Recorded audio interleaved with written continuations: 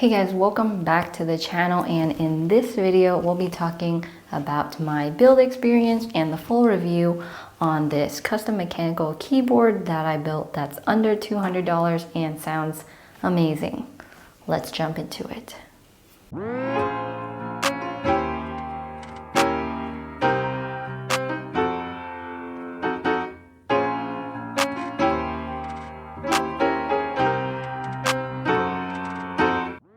Hey guys, this is Betty from Switch and Click, and today we have something that's really different on the channel today, and that would be our first custom mechanical keyboard that will be featured on the channel. Obviously, I've built several other ones, as you can see behind me, but this one is a 60% beginner-friendly build. It's fully custom and it costs less than $200 to buy and build. Let's talk about that. So this is a 60% keyboard. It has a full aluminum case. It uses a mini USB port to connect to your computer. It has some risers on the back for some incline. It does have floating keycaps. We got this with a carbon fiber plate, which is lightweight but also really sturdy. A DZ60 with RGB underglow PCB. Gateron Yellow switches, which are super beginner friendly, and we'll talk about all of that in the video as well. And then some really budget keycaps that we got for less than $20, I would say. And it's got cherry PCB mounted stabilizers. All right, so first let's talk about the build experience. I bought all of these parts except for the keycaps and the USB cable from the Keybo store. You probably know them already because they sell switch films. So all of the parts are from there. I'll link them all in the description box down below, as well as our step-by-step build guide on our blog that we pretty much reference this keyboard for. And it's super in-depth. There's a bunch of pictures. There's steps to make sure that you don't accidentally forget to test your PCB like I did and then have to backtrack yourself. So follow those steps. They're super easy to follow and convenient, that you can read, scroll up, scroll back, scroll forward, whatever you do you. But it took me about 3 hours to build the entire thing total, and it did take me 2 additional hours to lube the switches. That was something that I wanted to do on another day. But I mean, if you're building your own custom and you're gonna solder in your switches, you definitely should lube them. It's not a hard process at all. It can be time consuming though, but I find it quite therapeutic. I was pretty much waiting on a phone call on hold from Costco for basically 83 minutes, which is a pretty long time, and ended up not getting any help at all. But I did lube my switches with Tribosis 3204, I believe. So it's not as buttery smooth as Krytox 205G0, but it's still very quick. There's no spring ping. It pretty much feels great. Not buttery though, so if you're looking for that buttery switch feel, then I'm gonna recommend 205G0, which is what I use on my KB75 with Gateron Ink Blacks. Sounds and feels amazing as well, but lube just really depends on your preferences. We have our in-depth guide on how to lube, as well as what lube to use, on our blog. All these links will be down below. And it seems like we're plugging in our blog often, but I mean, we did write the resource, curate the parts, the pictures, everything, so that we could help you guys with some things like that that are time consuming. And there are tutorials on the internet, but there's not really written tutorials.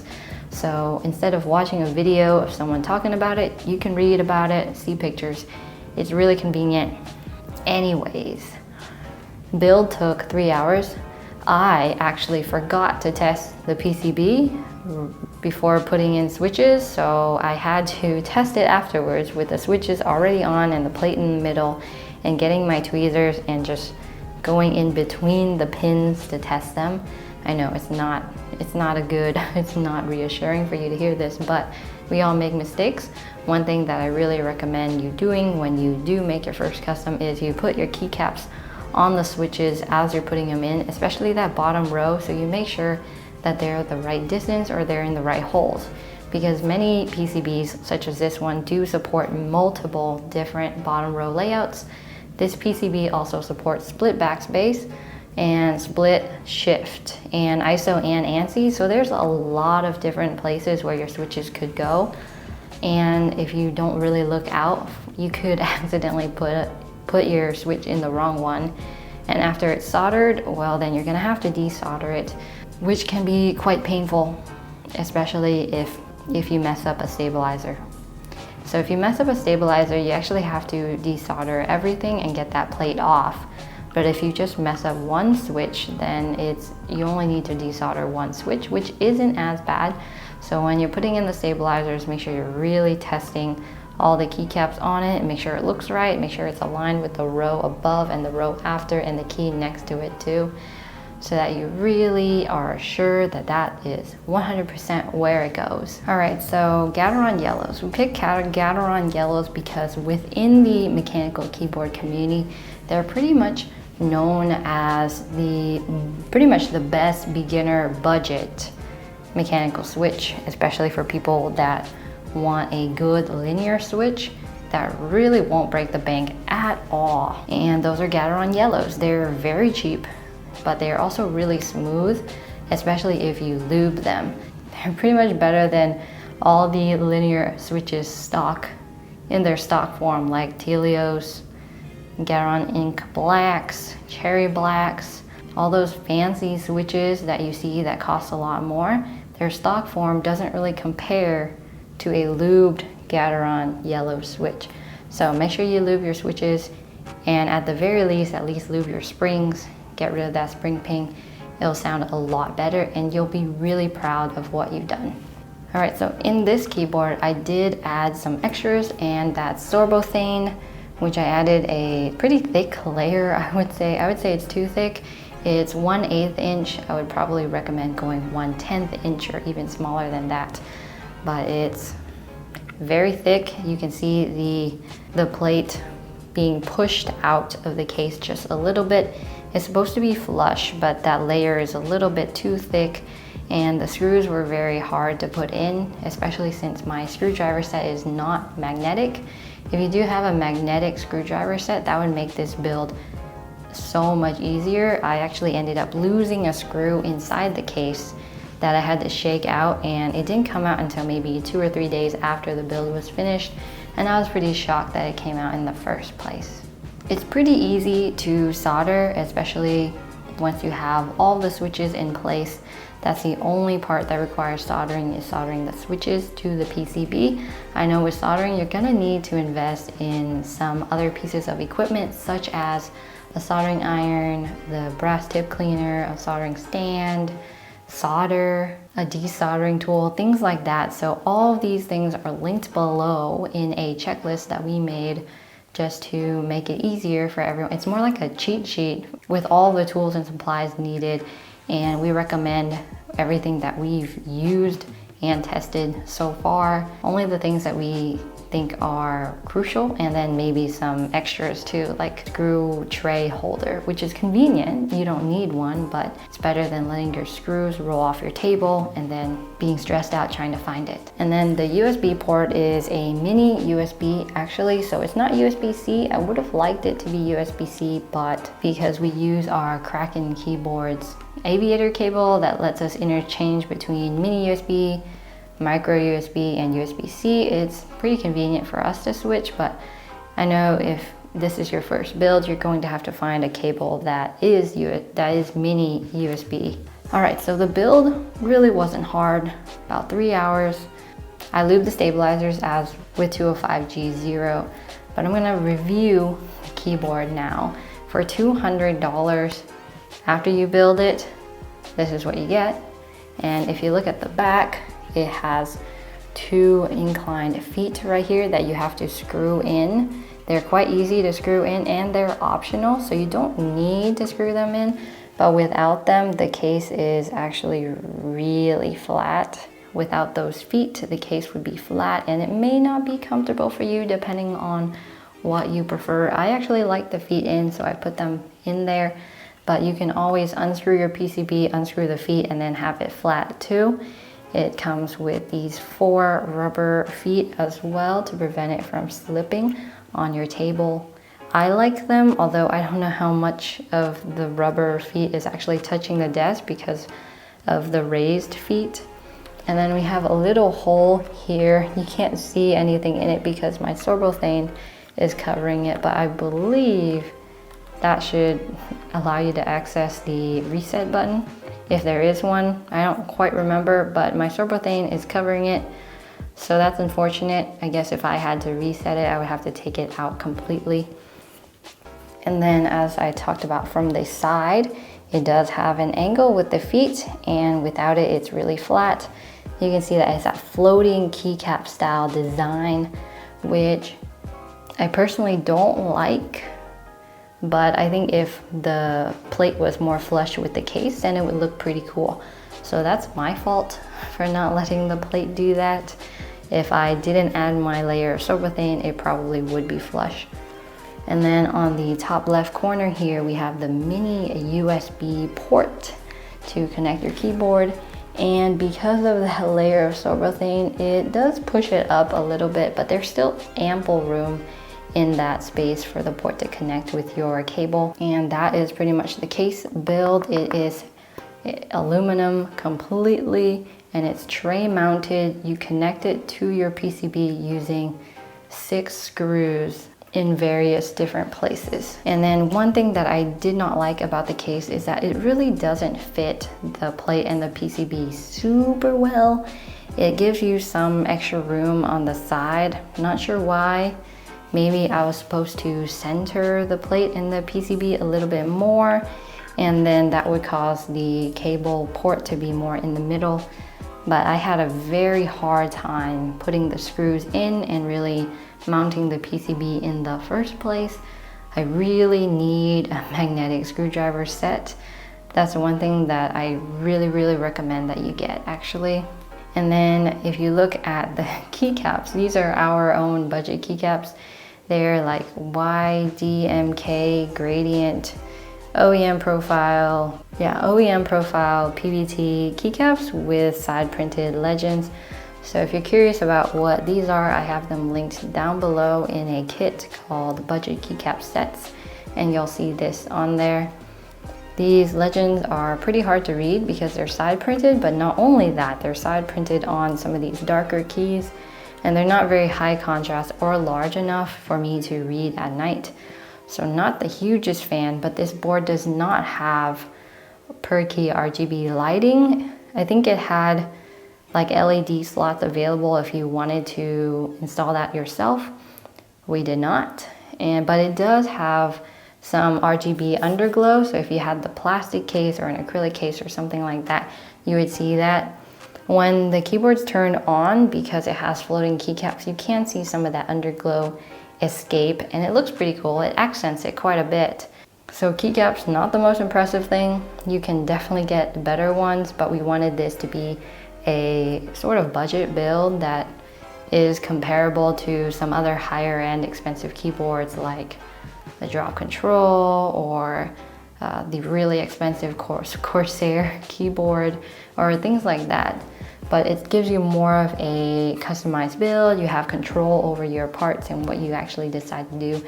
And you get to feel that really nice feeling of, oh, I built this, now I'm gonna use it, and it sounds amazing. So the plate itself is made out of carbon fiber. It is quite rigid, but it's really lightweight. It wasn't as hard to work with. It didn't really flex that much when I was putting in my switches. All the switches snapped in really easily. The different holes had plenty of space for my switches to go in, and then it mounts quite nicely. It's not really loose or anything, so I like that quite a bit. Carbon fiber looks sort of cool too with its geometric design, pattern, overall look. So the stabilizers that we bought with this kit is our authentic cherry PCB snap-in stabilizers. So they're not screw-in, which I prefer instead, but they're snap-in, which snaps into those holes on the PCB. It's really easy to install, it's really easy to take out. with these cherry snap-in stabilizers, we had to clip the feet and then I lube them, and I personally don't like the Band-Aid mod, so I don't do that. So they are clipped and lubed stabilizers. They sound really nice. We have a full sound test at the end, but I'll give you a preview of some of the stabilizers right now.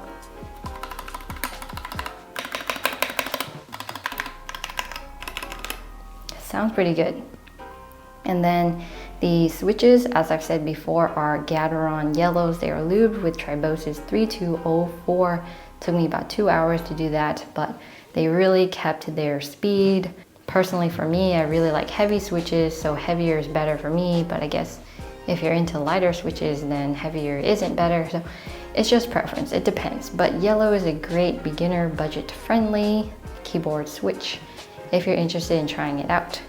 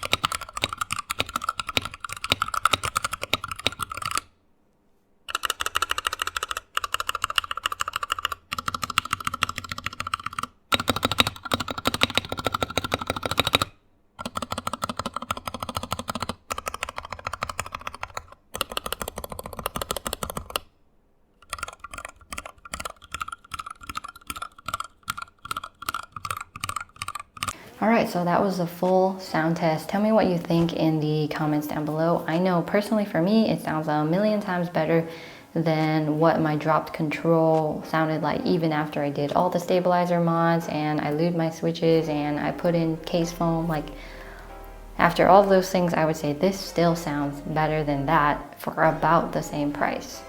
And I built it myself, so I feel pretty good. So this PCB is QMK compatible. If you don't know what that is, that's pretty much a program that you use to remap your keys, do different layers, do macros, and edit RGB and things like that. There's full tutorials online on the internet on how to use it, but you'll have to flash your PCB after you do it.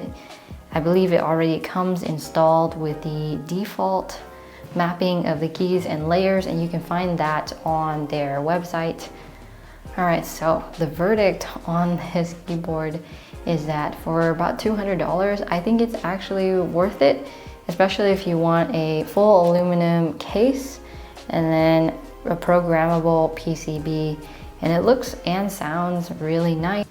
All the parts really work together to create a good sound and a nice feel as well, and I can proudly say that I made it. So if you haven't made a custom mechanical keyboard already, I invite you to go and try it. It's actually really fun. It may seem really daunting and scary at first, but soldering isn't as bad as I thought it would be. And we do plan on doing soldering tutorials and things like that in the future, so stay on the lookout for that. But if you want to build your own, I invite you to read our step-by-step guide on how to build your own custom mechanical keyboard. I'll link that down below. Hope you like it. And I'm gonna enjoy my keyboards. Click here for a video that YouTube may think that you're interested in, and then click here for a playlist on all of our hot swappable mechanical keyboards. If you don't want to build your own and you want to do a hot swap build instead, click here and subscribe here if you want to. Thank you so much for watching, and I'll see you in the next one.